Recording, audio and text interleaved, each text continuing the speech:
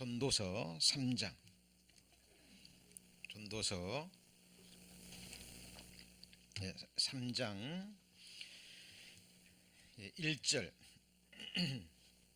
2절 말씀입니다. 전도서 3장 1절 2절 말씀 제가 봉독합니다.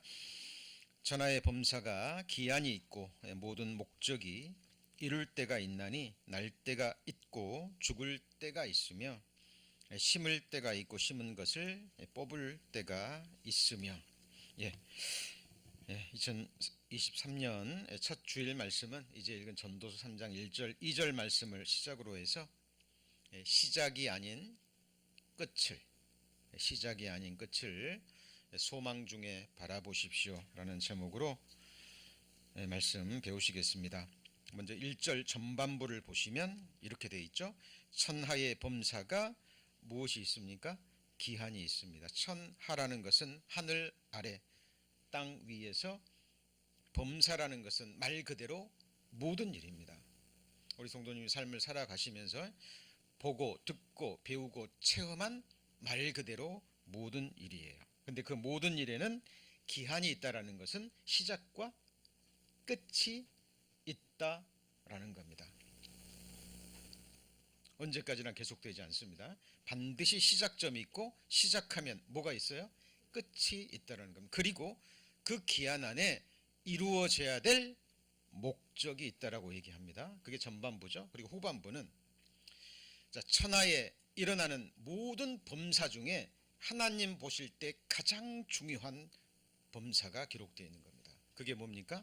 날 때와 죽을 때입니다. 하나님 보시기에 천하보다 귀한 것이 한 사람의 영혼이죠.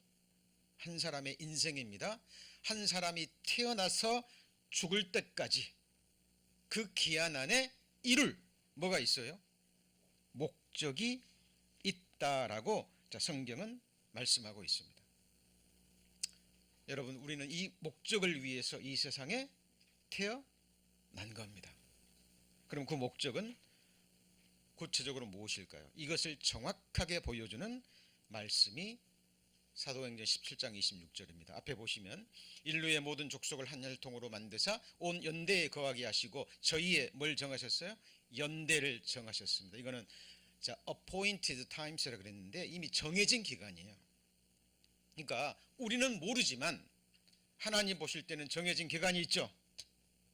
우리는 모릅니다. 그러나 각 사람의 죽는 날과 그 순간은 누가 주장하시죠? 하나님이 주장하십니다. 자, 모든 족속에 각 사람들의 뭘 정하셨어요? 연대를 정하셨습니다. 그 목적이 무엇일까요? 그 목적이 바로 이어지는 27절에 바로 기록되어 있습니다.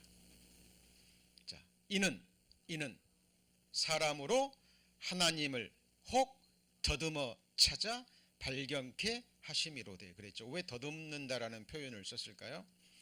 갑자기 어두워지면 빛도 없고 촛불도 없고 아무것도 없으면 우리는 어떻게 합니까? 물건 찾을 때 어떻게 해요? 손으로 더듬어서 찾습니다. 하나님은 이 육신의 눈으로 보여요, 안 보여요?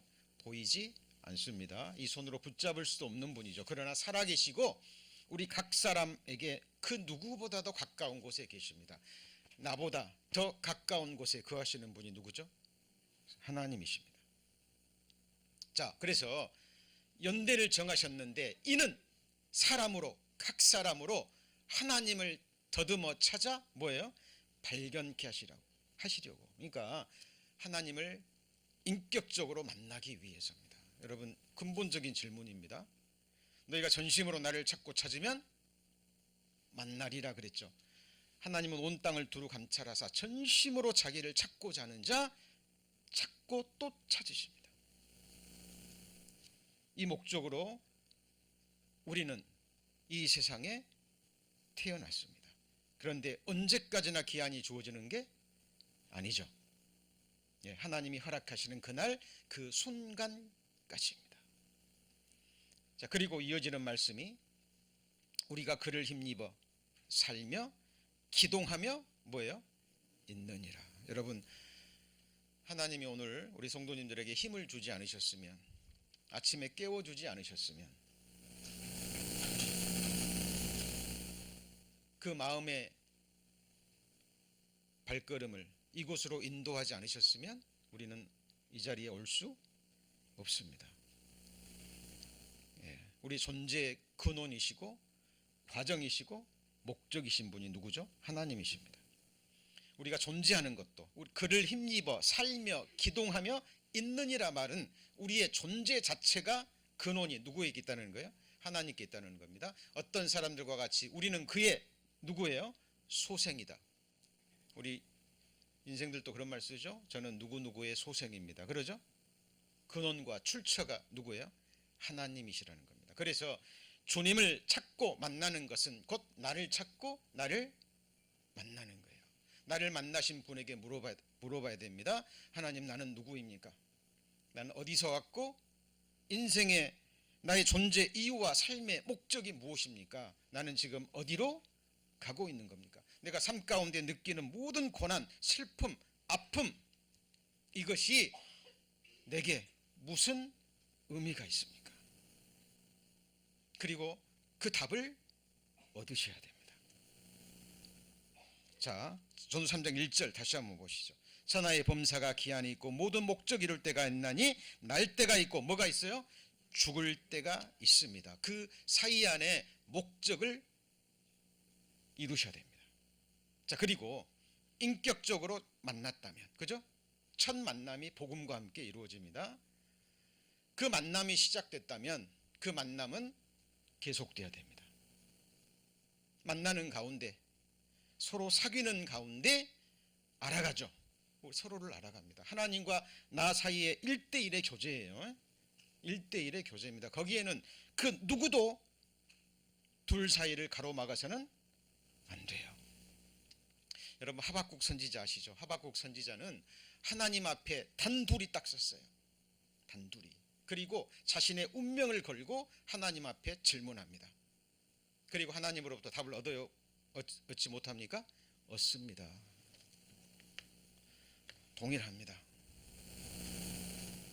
그 답은 누구도 찾아줄 수 없어요. 스스로 구하셔야 되고, 그리고 하나님은 그 찾는 자를 찾으셔서 자기를 보여주시고 그리고 답을 주십니다. 그리고 답을 얻었다면, 그리고 끝이 아니죠. 더 정확하게 그분과의 사귐을 통해서 우리는 계속해서 그분을 닮아가고, 그리고 이 땅에서 허락하시는 삶의 목적 완수하시고, 그리고 영원 속으로 우리는 들어가게 되는 겁니다. 자, 그리고 이 날 때와 죽을 때를 하나님께서 가장 비유적인 모습으로 우리에게 설명해 주시는 것이 그 다음 말씀입니다. 3장 2절에 보시면 날 때가 있고 죽을 때가 있으며, 그 다음에 뭐죠? 심을 때가 있고 심은 것을 뽑을 때가 있으며 그랬죠. 자, 날 때와 죽을 때, 이것을 우리가 늘 보고 듣고 우리의 삶과 밀접하게 연결되어 있고 체험하는 농사의 법칙을 통해서, 농부의 마음을 통해서 하나님의 마음을 우리에게 보여주시는 거예요. 자, 우리가 한 사람이 태어났다라는 것은 하나님이 나라는 한 씨앗을 이 세상이라는 밭에 뭐 하신 거예요? 심으신 거예요. 자, 농부가 씨앗을 심습니다. 뭘 바라고 심는 거죠? 열매를 바라고 알곡을 바라고 심습니다. 그리고 그때까지 농부는 참아 기다립니다.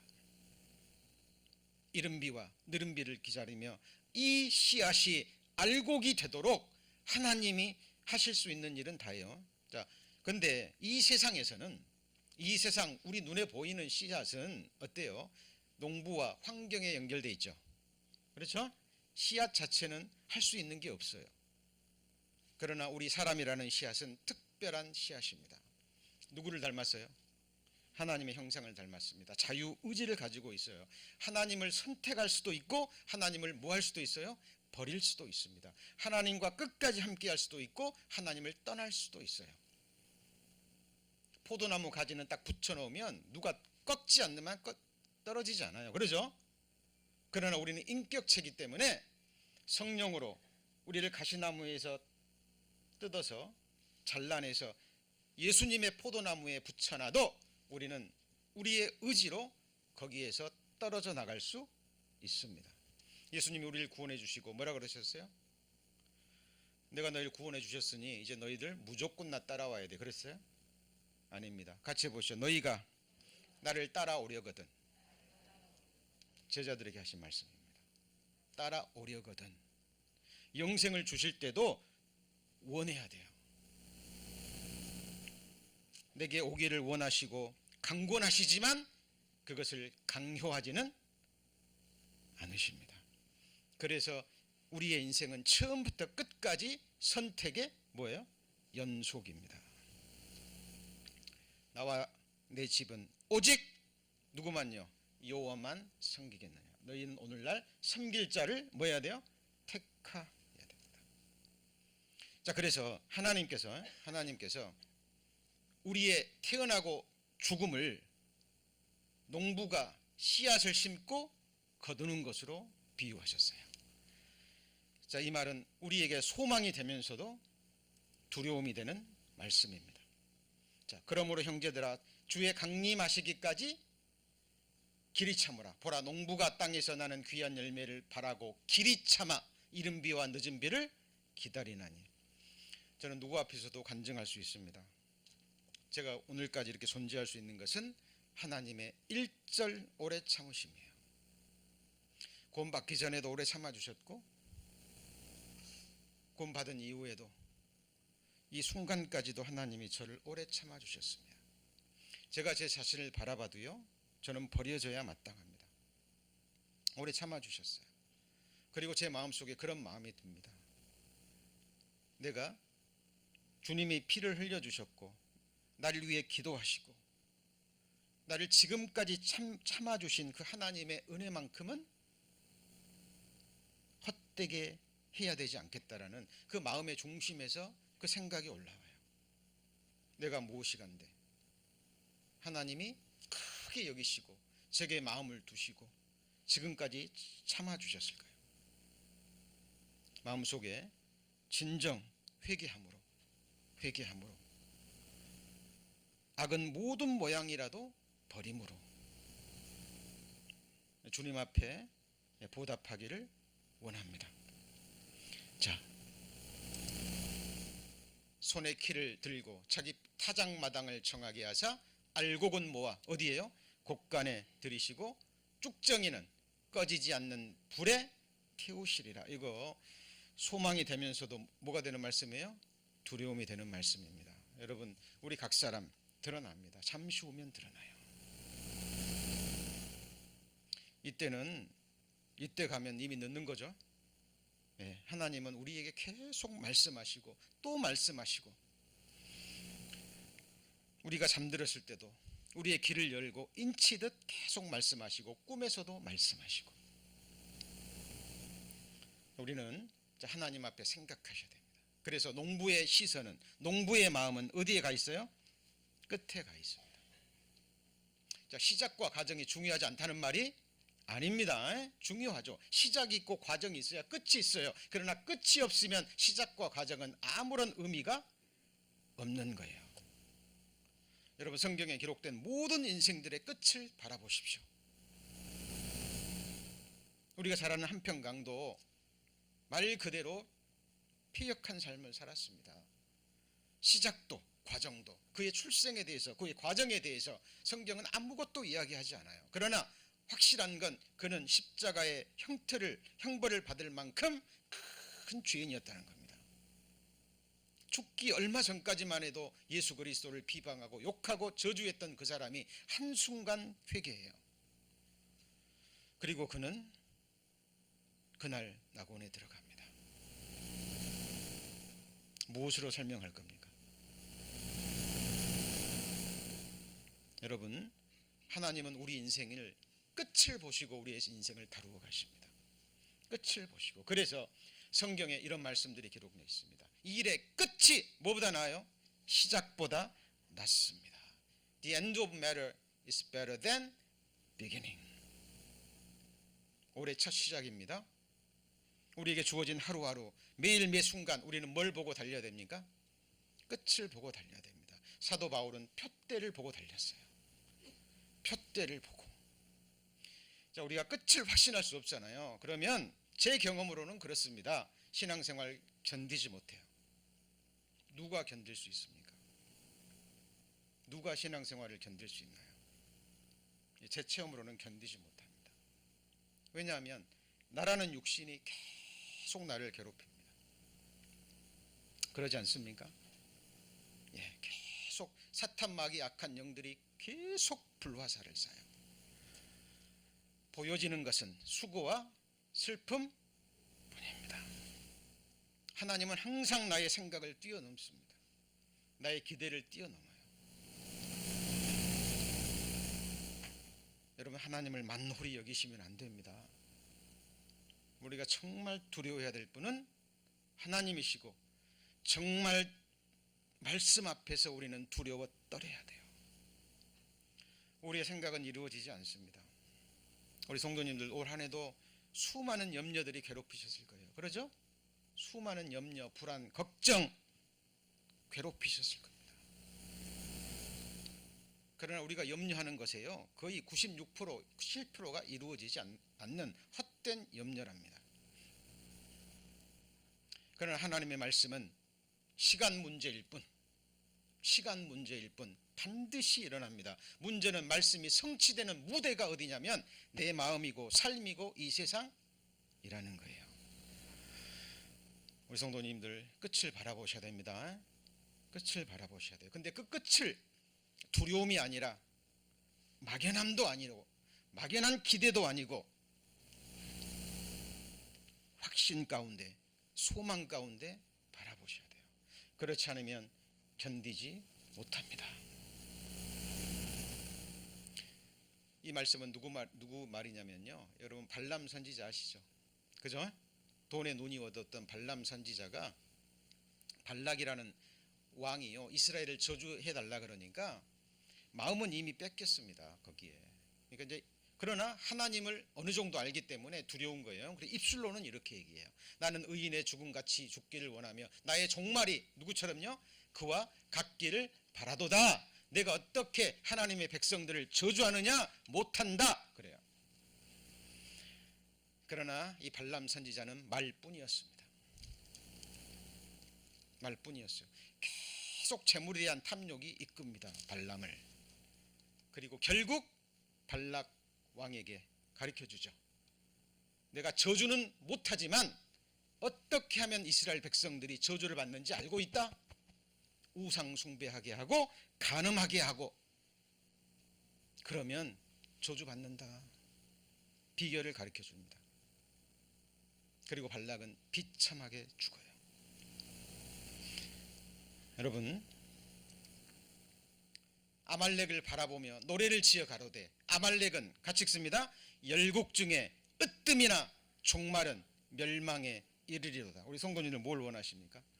이 세상에 살아가는 동안 아프지도 않고 모든 것이 잘 되고 형통하고 열국 중에서 으뜸이에요. 모든 것이 잘 됩니다. 그러나 종말은, 마지막은 뭐예요? 멸망입니다. 그러나 우리가 살아가는 동안에 계속 하나님의 시선을 느낍니다. 하나님의 간섭하심이 있습니다. 하나님의 지팡이와 막대기가 느껴져요. 매일 매 순간 기도하게 하십니다.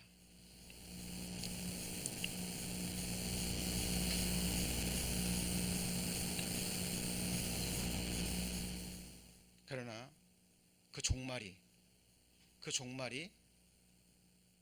하나님이 주시고자 하시는 잠시 지나가는 이 썩어질 축복이 아니라 영원한 축복이라면, 시간이 멈춰버린 진짜 세상에서 하나님이 진짜 내 것을 예비해 놓으시고 전능자가 보시는 그 완전한 것을 주시기 위해서 그 마지막 결말을 바라보고 우리의 삶을 그렇게 하나님이 다루어 오셨다면 그 사람은 가장 복된 사람이 되는 겁니다.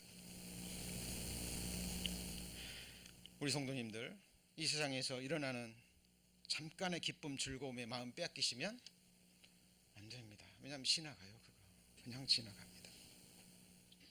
지금 나를 너무 괴롭히는 일, 나를 정말 힘들게 하는 일들이 일어났다 할지라도 거기에 마음 뺏기지 마세요. 왜냐하면 그것도 끝이 있고 지나갑니다. 여러분, 이 세상에 일어나는 모든 일들의 끝이 있다는 게 얼마나 감사한지 모릅니다. 얼마나 감사한지 모릅니다. 오늘 우리 김옥선 어머니와 이렇게 라이드 하면서 많은 교제를 나눕니다. 대화도 나누고, 오늘 오면서도 어머니와 그런 교제를 나누었어요. 이제 이 세상에 정말 소망이 없다고. 천국에서 주님과 함께 또 하나님의 백성들과 함께 영원히 사는 그 소망 외에는 무슨 소망이 있겠습니까? 여러분, 아말렉은 으뜸이었지만 종말이 뭐예요? 멸망입니다. 여호와의 말씀에 내가 내 얼굴을 숨겨 그들에게 보이지 아니하니 그들은 심히 패역한 종류요. 그 다음에 뭐예요? 무신한 존재로다. 무신이 뭐예요? 믿음이 없는 그런 존재라는 사실입니다. 신명기 32장 29절에도 그들이 지혜가 있어서 이것을 깨닫고 자기의 종말을 생각했으면 이런 말이 나옵니다. 그러면 자기의 반석을 팔지 아니하였고 자기의 근원을 버리지 아니했단 말입니다. 이스라엘 백성들은 자기의 종말을 끝을 바라보지 않았기 때문에 자기의 근원이신 여호와를 버려버립니다. 생수의 근원인데, 생명의 원천이신데, 모든 복의 근원인데. 이스라엘 백성, 이스라엘 역사 아시죠? 한마디로 이거예요. 한마디로 이겁니다. 조금만 삶이 괴롭고 힘든 일이 있으면 바로 원망 불평입니다.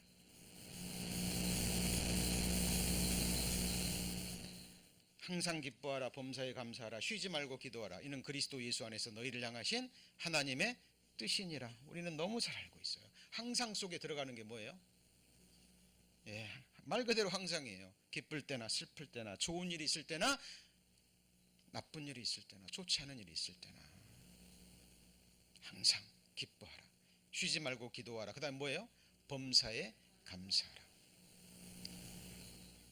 몇 년 전에 한 자매님이 넘어지셨어요. 그래가지고 많이 다치셨습니다. 근데 왼팔이 다치셨어요. 오른팔을 다치지 않게 해주신 하나님께 감사합니다. 그런데요, 또 그런 간증을 듣고 또 비방하고 멸시하는 사람들이 있습니다. 그게 무슨 간증이냐고. 아름다운 간증입니다. 항상 기뻐하고 범사에 감사라는 우리가 할 수 있는 작은 일이지만 아무나 할 수 없는 정말 큰 일이에요.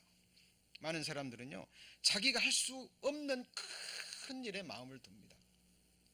큰 것을 생각해요. 그러나 매일 매 순간 우리가 순종할 수 있는 그 일은 심각하게 생각하지 않아요. 아무것도 염려하지 마라. 아무것도 염려하지 말고 오직 모든 일에 뭐예요? 기도와 감사함으로 너희 구할 것을 하나님께 아뢰라. 우리 그거 실천할 수 있고 순종할 수 있습니다. 염려가 올라올 때마다 그것을 기도로 바꿀 수 있습니다. 그죠? 우리에게 원망의 마음이 올라올 때마다요, 내 육신을 치고 내 생각을 쳐서 그것을 감사의 기도로 바꿀 수 있어요. 그것은 우리가 할 수 있는 일입니다.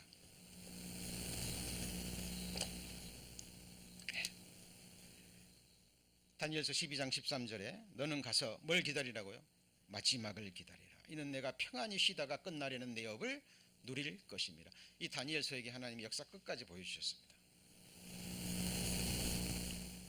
그리고 마지막을 기다리라. 너는 평안히 쉬다가 끝나려는 뭘 누려요? 이것이 진짜 우리의 업입니다. 여러분, 한 가지 여쭤보죠. 우리가 세상에서 누릴 수 있는 게 뭐가 있습니까? 우리를 정말 만족시키는, 내 마음속에 있는 영혼을 사모하는 마음을 채워줄 수 있는 무엇이 있습니까? 하나님은 다니엘에게 말씀하십니다. 그리고 지극히 높으신 자의 성도들이 나라를 얻으리니 그 누림이 영원하고 뭐예요? 영원하리다 라는 그런 말씀이 또 기록되어 있습니다.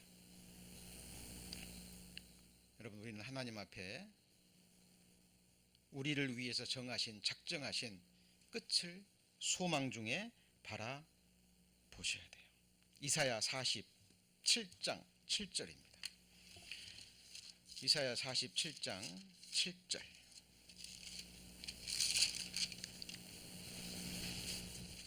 이사야 47장 7절입니다.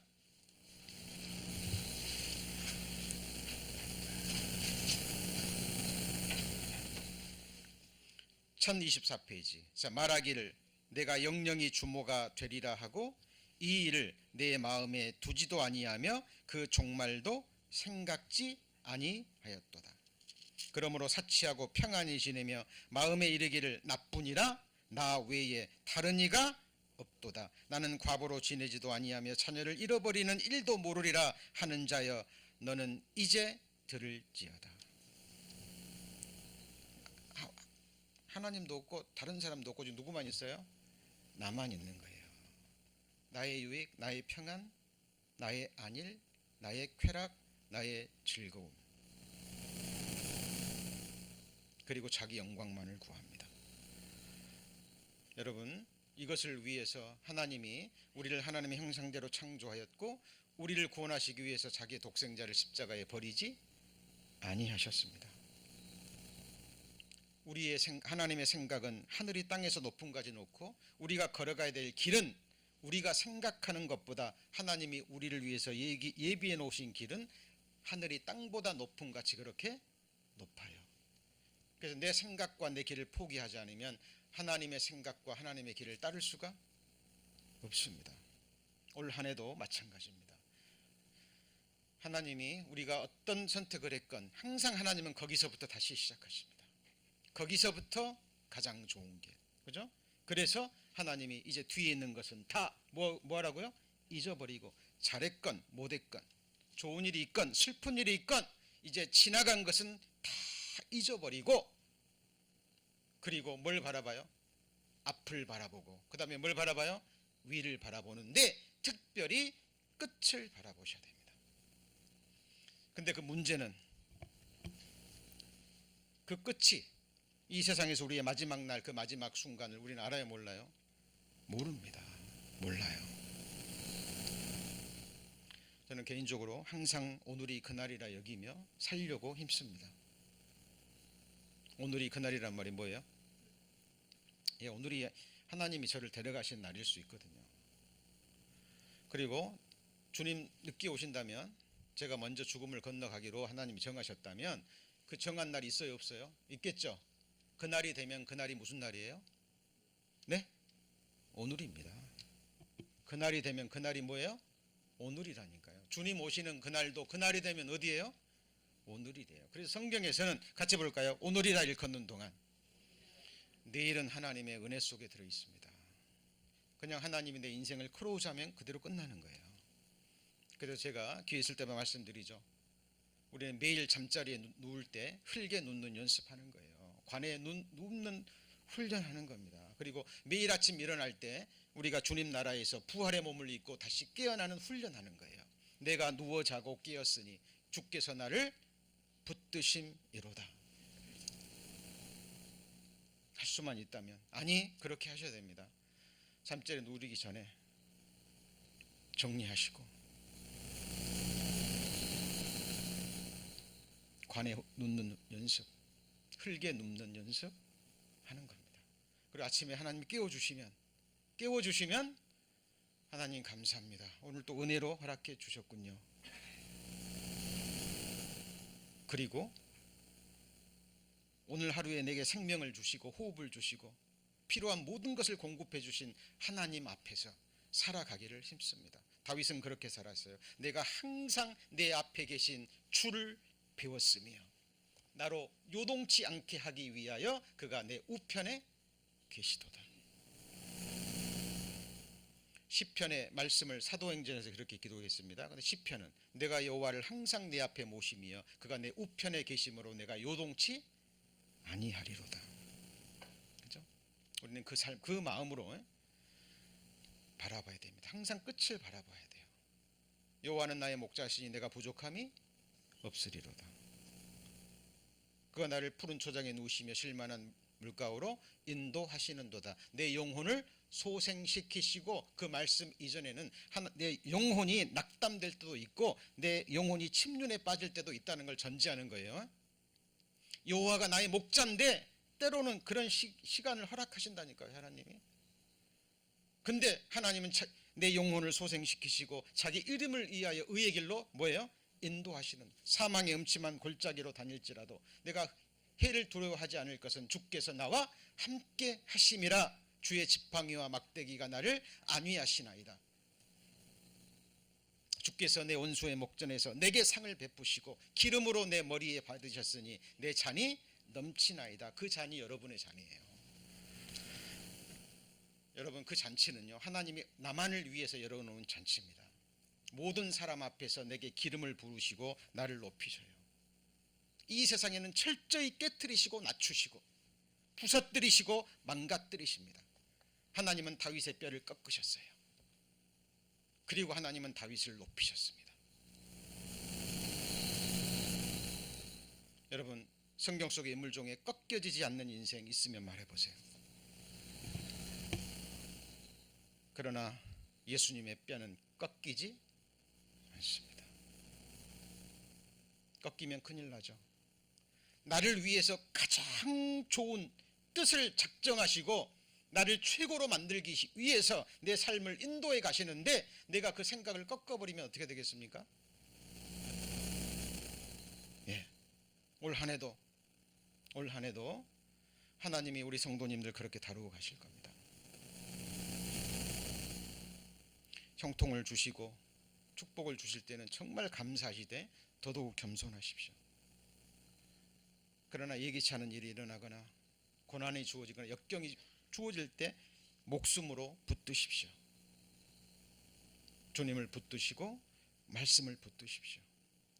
제 경험으로는요, 제가 할 수 있는 유일한 일입니다. 인생들은 아무도 붙잡을 수 없어요. 자식도 붙잡을 수 없습니다. 배우자도 붙잡을 수 없습니다. 부모가 언제든지 옆에 있어서 기도해주고 케어해주고 어려울 때 힘을 주고 하면 얼마나 좋겠습니까? 자식들이 부모 떠나는 거 붙잡을 수 있습니까? 네? 없습니다. 그러나 우리가 붙잡을 수 있는 게 있어요. 우리가 붙잡으면 영원히 떠나지 않는 분이 계십니다. 그분이 누구죠? 그분이 누굽니까? 성경의 하나님이십니다. 그리고 이 약속의 말씀 우리는 붙들 수 있어요. 놓치면 죽는다는 각오로 붙드시고, 그리고 우리의 교제가 정말 말씀 안에서 이루어지는, 그래서 끝까지 가는, 주님이 우리를 끝까지 인도하신다면 우리도 끝까지 그 인도함을 따라야 되겠죠. 확실한 것을, 처음부터 확실한 것을 언제까지 붙잡으면요? 끝까지. 사도행전에서 사도 바울이 얘기합니다. 굳은 마음으로 주께 붙어 있으라. 그 사람은 전부 하나님 앞에 생존했습니다. 여러분, 생존처럼 소중한 게 없습니다. 그죠? 이 세상에서도 육신의 생존 중요합니다. 그러나 하나님 앞에 영원한 생존 항상 생각하셔야 됩니다. 하나님은 영생을 바라보시고 완전한 복을 바라보시고 나를 최고의 완전한 자리에 앉히시기 위해서 우리를 연단하시고 마음껏 고난에 던지실 거예요. 그러나 우리의 끝은 누구 안에 있어요? 그분의 손 아래에 있습니다. 능하신 손 안에서 겸손하라. 그리하면 때가 되면 너를 높이시리라. 오늘 말씀 여기까지 배우시고 예정대로 우리 교제 시간 갖겠습니다.